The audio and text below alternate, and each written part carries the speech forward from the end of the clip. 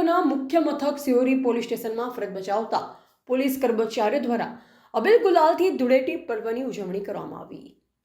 સમગ્ર દેશમાં હોળી ધૂળેટી પર્વની ઉજવણી કરવામાં આવી રહી છે, ત્યારે બનાસકાંઠા જિલ્લાના કાંકરેજ તાલુકાના મુખ્ય મથક સિહોરી પોલીસ સ્ટેશનમાં ફરજ બજાવતા પોલીસ કર્મચારીઓ દ્વારા અબીલ ગુલાલ અને રંગબેરંગી કલર સાથે આનંદ અને એકબીજા સાથે પ્રેમથી રંગો લગાવી ધૂળેટીની ઉજવણી કરવામાં આવી હતી।